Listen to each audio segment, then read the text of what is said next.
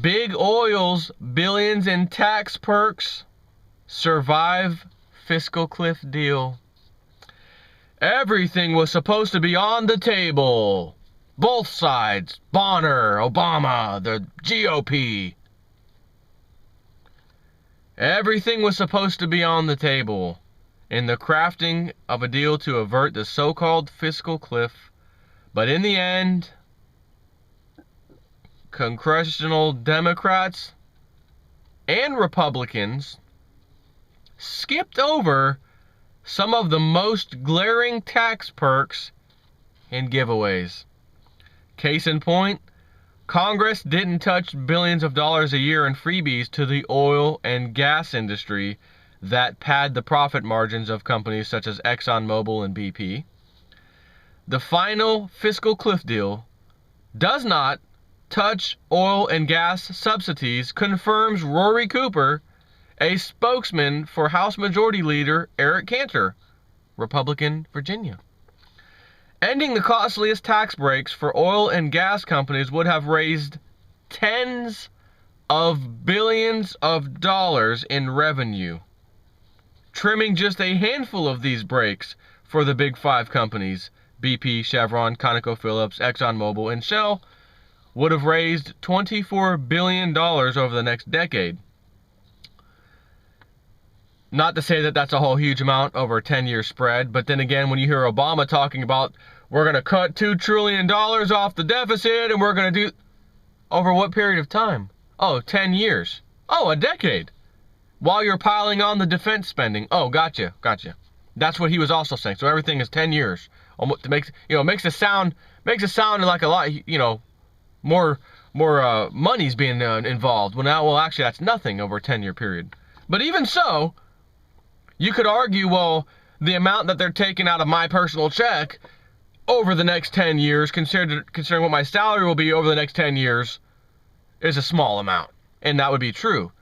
But when we're all involved and they're taking all of our little small amounts and not doing anything, not paying the bills off, not doing a damn thing, other than kicking the can down the road a little further, they want to spread out over 10 years and make it sound like it's something big. So even so, yes, you should nail the gas companies. Yes, you should be nailing those oil companies. But who writes the legislation and then passes it to Congress? The oil companies. This is so comical. Both parties, we're going to definitely look into this as one of those things that is on the table and will not be removed. I'm bolting it to the table so that when we sit down and have these discussions about the fiscal cliff, it'll be seen here for all of us. We have got to deal with these oil companies and their little tax breaks they've been given. And what happened, as almost a monkey could predict, Big Oil is not paying any additional fees. Those fees are for you schmuck. You're struggling to pay your bills? You live paycheck to paycheck? One thing breaks down and you're done because you can't afford to fix it? Let me ask if that's the same case for Big Oil. The guys at the top. 5 houses? Personal jet? Oh, houses on different continents? Different countries too? Yeah. Oh. What's that? Yeah. Oh, he said what Lindsey Williams said. You could spend $1 million a day the rest of your life and not go broke by the time you died. And then this guy over here, the struggling consumer, taxpayer, American citizen, whatever. Seems pretty obvious, but again, in a society with no morals, led by our leaders first and foremost, them, and it trickles down, you have to expect this. This is guaranteed. This is a cause and effect situation. So in a moralist society, really moralist at the top, I mean beyond moralist at the top, it trickles down. And the thing is, as it trickles down, people who had morals will be in a situation, for example, I've got credit card bills, I've got my mortgage, I've got my electric bill, and now my car just broke down and I'm living paycheck to paycheck and my hours just got cut at work. I'm going to have to pick one of those things not to pay. And of course, it'd probably be the credit card or something like that to start with. Or maybe something else, because they may realize I need that freaking credit card. God, I need that freaking credit card because, like, right now something broke, I can put it on the credit card, so I got to stop paying something else. And that may be looked upon as, oh, that's the guy's, you're a moralist scumbag. I mean, you got that debt, you knew you had that debt, you got to pay it off. I don't want to hear you lost your job. I don't want to hear your hours got cut. I don't want to hear you didn't get a raise in 3 years. You got that money. I don't want to hear that prices are rising for food and stuff. You got that money, you pay it off, you scumbag. You moralist imbecile. You see how that works? You become moralist in everyone else's view automatically because of the situation you were put in, not that you put yourself in. But then as you experience it and do it, you're realizing, well, this is a valid solution. So just come join the moralist society, you know? There was a window of time around the November elections when it looked as if these subsidies might, just might, face even the slightest cuts. At the first presidential debate, Mitt Romney, the opposing Republican, I bet he would have fixed things. Yeah. Whose closest allies included the head of the oil lobby, said oil subsidies were on the table. Yeah, me too. While his partner, the oil lobby guy, is right there next to him, were on the table if corporate taxes were lowered. Representative Fred Upton, Republican, Michigan, chair of the powerful House Energy and Commerce Committee, said in a debate that he'd end all energy subsidies, including those for oil and gas. In a week after the election, House Speaker John Bonner, Republican, Ohio, refused to rule out trimming oil and gas subsidies as part of the fiscal deal. Refused to rule out the trimming of them. So in other words, John Bonner, we won't even take one next step forward behind these closed-door meetings that you and I didn't get to hear or see on C-SPAN. Don't get to hear that. So I bet John Bonner was really, I bet he was, it was more like, we could say what we want and the cameras aren't on. Guys, let's have a party. Get all the small children you can find because we are having an adult party with the kids, the boys and girls, because we're sick. And that's what we do when we're at the top and we have power. We are sick people.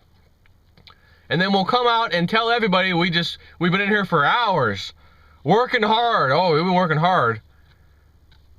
And we've come to a conclusion. Really, we haven't done anything. Cameras are off, we're partying in here. And John Bonner, we know you said to the American people on TV, I'm refusing to rule out trimming of gas and oil subsidies as part of the fiscal deal. There will be no ifs, ands, or buts about that. You're going to have to go out there and not even mention it anymore. Just let the consumers figure out after we've passed our little fiscal cliff deal, what's in it and what's not in it. Because guys, we're sorry, we had to come to an agreement. The Democrats and the Republicans, and it was like midnight, the 31st of. We had to get together the 1st and 2nd of January. We had to pass something, and I'm sorry we did not get to the oil subsidies and tax breaks for that. We just don't know how. We just didn't. We'll look at it. We'll look at it again. Yeah, there's an old saying. I'll say it again. It is hard for a man to tell the truth when his job depends upon him not telling the truth. So when Big Oil is padding the pockets of the likes of John Bonner and friends and the rest of them in Congress, it is hard for him to not do what they want him to do, which is don't you dare touch our subsidies and tax breaks. Because a pile full of money, investment strategies, as they said, there's a law. You and I, no insider trading allowed, you'll go to prison. Federal. Congressman, senator, you're excluded. That's the law. You're excluded. You can do insider trading. So, Big Oil may not just necessarily give him a pile of cash, but could whisper in his ear, you only need like $20,000 or $30,000 to invest in such and such, and you'll probably make 1,000-fold increase in your profit. Just make sure you leave the subsidies alone for Big Oil. Oh, okay. Oh, and here's 3 other investments the same way. Thanks. And that means they didn't even have to pay them. That means they didn't even have to pay them off, even though they still contribute heavily to the campaign contributions of these people. Naturally, I mean, you don't want to bite the hand that feeds you. And if you're the oil companies and you got all this extra billions of dollars, you could easily feed all those congressmen plenty of money and ensure they're not going to look your way ever. Say, did BP get in a whole big bunch of trouble for the big oil spill? Did they have like their license revoked? I mean, they should have. No. Pay a little fine, lawsuit money, set that aside. Here's $1 billion in lawsuit fines to settle with people who were affected. $1 billion. And BP's been in business how long? And how many billions of dollars do they make every quarter? You get the point. This ends in a revolution. And if it doesn't end in revolution, it'll hopefully will end in the states relinquishing the power of the federal government and seceding. Keep in mind, I hope and think that it will go that way. What I don't hope for is the interim period of it could potentially getting bad. As the webbot has been talking about, when you start to hear the word state banks, as in government state banks, each state has their own, so to speak, central bank. When you start to hear that, you will understand the crumbling of the United States federal government as it once were. That would be great because you don't have to fight, we don't have to pick up guns, we don't have to kill each other. We can just simply make the federal government irrelevant, and I say we as in the states, literally, the government of the states, making the federal government irrelevant. Just simple. You've overstepped your boundaries. We had an agreement, a treaty, if you will, to become a united entity called the United States of America. You're overstepping your boundaries. You're stomping on the Constitution. And you know what I think might trigger this, by the way? This little bill I've been hearing about being pushed into Congress. It was written a while ago, but just kind of sat on the desk. And then was just the other day pushed in for review or something into Congress to start making its way through to get hopefully passed. Hopefully by them, hopefully. Not by you and me, hopefully. And this bill wants to remove the term limits of the President of the United States of America. Wants to remove the term limits. And if they pass that bill, if it gets to the point where they vote on it and it passes, I think I can assure you, I'm not 100%, but I think I can assure you that will be a triggering event for the states individually to start talking amongst themselves and saying, enough is enough.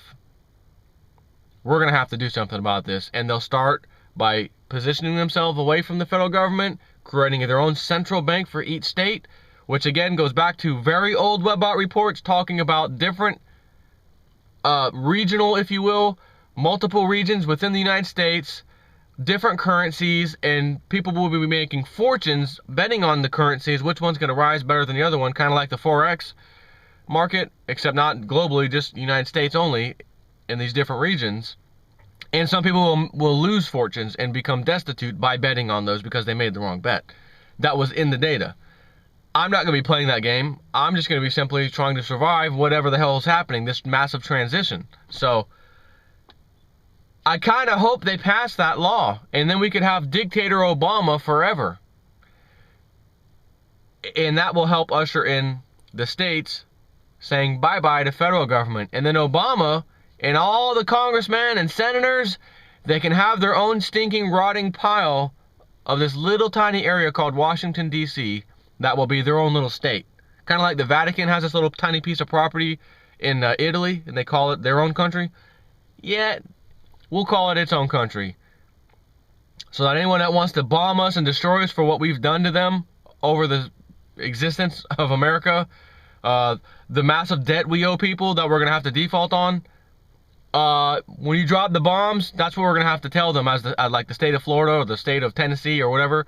The leaders of those states will have to come out into the national scene and say, listen, we no longer find null and void the United States of America. What's left of it is right over there, this little tiny, small area called Washington, D.C. So if you guys are going to bomb any place, make sure you do it over there and not over here. That's what our politicians would have to tell those people around the world. Because those guys over there, they're the cause of all your problems. And as a matter of fact, you can pull in the Pentagon and, you know, you can pull all these little areas and just kind of combine them into one and say, that was the whole problem. Anybody working for those entities, you got major problems on your hands. Leave the rest of us alone. Anyways, take care.